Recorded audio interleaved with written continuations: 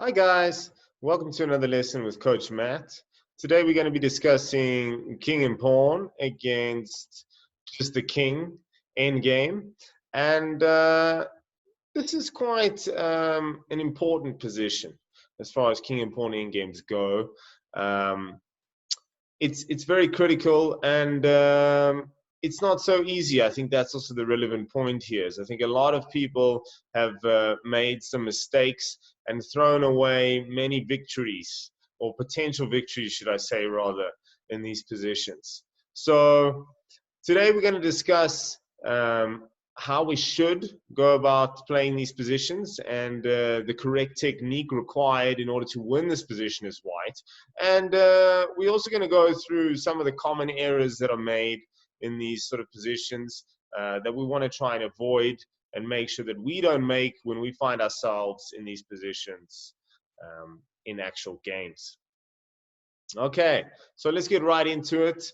The first one I'm going to discuss is what not to do in these positions as white.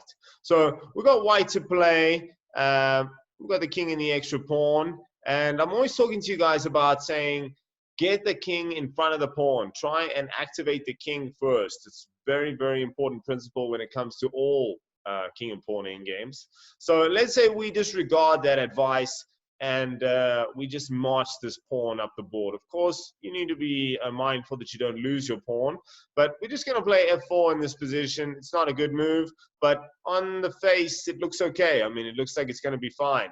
As long as I don't just run the pawn into the mouth of the opposition king, it looks, it looks okay. King f6, king f3, king f5. All right, so obviously the king was going to come for the pawn, and we needed to defend the pawn with our king. So let's see how this happens. All right, so let's go king g3, king f6, king g4. Worth mentioning here is also that we can look at this position as if you were playing black as well, and just understand that there is a correct way to defend in this position too.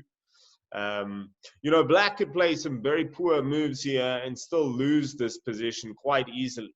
But if he plays correctly from where we are now, he is going to be able to hold a draw. So it's important to have good endgame technique, not only on the offensive, but also on the defensive. It might save you a few points in your chess playing career. So the key one here is that black now gains oppositions. Of course, white's just going to keep marching the pawn up the board. And I think the easy one to remember here, and also exceptionally important, is to keep your king in the line of the pawn. So king f7 is an important move for black to play here. Again, if I choose to come to e5 or to g5, it doesn't really make a great big difference. Let's go e5. And black's still able to gain the opposition with king e7. f7, f6 check rather, sorry, king f7, king f5. Again, very important to stay in the line of the pawn. Black has three moves in this position. He's got e8, f8, and g8. e8 and g8 lose. If he plays king e8 or king g8, he will lose this game. Whereas if he chooses king f8, he's able to hold the draw. And this is what I was talking about good technique when it comes to the end game. All right, so let's investigate this. Let's go king e8. So now white gains the opposition, which is bad news for the black pieces. King f8, f7, king g7. Okay, and we see that the next move is going to be f8. There's no stopping the promotion. Once I promote, it's just a basic king and queen checkmate, which white shouldn't have too much difficulty executing. So that covers e8. It's the same story on g8. Again, white gains the opposition. And ouch, did that just happen? So let's now see what happens if you go f8. What's the big difference here? Well, the key difference is that black gains opposition. So whether I go g6 or e6, it doesn't make a great deal of difference. Let's go g6 for this one. King to g8. Now black gains the opposition. It's black who moved into this position. If white now opts for f7 check, it's king f8. And white's left now with sort of very tough decision. which there's no good moves here. So if he moves to any one of these squares, he's going to lose his pawn. And if he moves to the obvious square that we're all looking at, it's a stalemate. Stalemate results in a draw, and black has successfully defended this position. Good news for some, not so good news for others. All right, so that's that. Let's go back to the drawing board here. So F4 we said was a mistake. It's critical to keep the king in front of the pawn. If at any stage the white king is not in front of the pawn, he is not going to be able to win the game.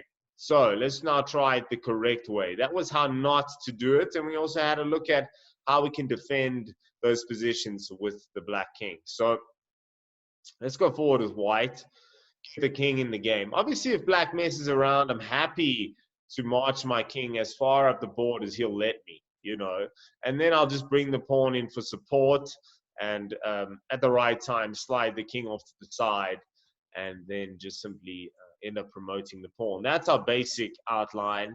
That's our basic game plan. Of course, it's probably a good idea for black to come forward with the king. This now allows white to gain the opposition. So this is what we want. We want opposition in the line of the pawn. And that way we create a path for this pawn to march up the board. And this is how it's done. So king g6, king e5. It looks like the path is in the process of being created. This is good news. Let's play this move, which is probably not the best move for black, but it's okay just to see. It's good for illustration purposes. F4, king's got to go back to g6. Now, f5 would be a huge mistake. Why? Well, the king would no longer be in front of the pawn. It would be in line with the pawn, which would be bad news. So we need the king to remain in front of the pawn. That being said, it's easy. So you just need to follow those two basic principles. Keep the king in front of the pawn and gain opposition. If you follow those, life is pretty easy in this king and pawn endgame. King goes back. All right, so now I'd like to go forward with the king, but the problem is then he comes down and he starts going after this pawn. We can do it just to see what happens. And that sort of forces me to come back to deny the black king from accessing the square. So he goes back to g7. I play f5. I'm progressing. Black is pretty much forced to go king f8. And now we gain opposition in the line of the pawn. We're following our principles. It's working well. My king's in front of the pawn. I've got opposition. It's good. King e8, king g7. And now it's pretty smooth sailing. We can see that these squares are all protected by our king. So this pawn is just going to sail through to the promotion square. Easy peasy. And we promote from here. We just use our L-shaped method and we just mate the enemy king.